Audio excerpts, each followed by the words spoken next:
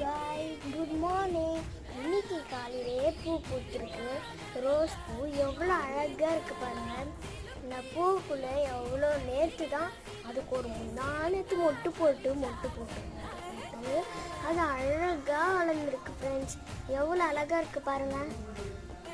இப்போ நம்ம கொஞ்சம் தண்ணி இருந்தால் கூட இது மேலே அழகாக ஊற்றணும்.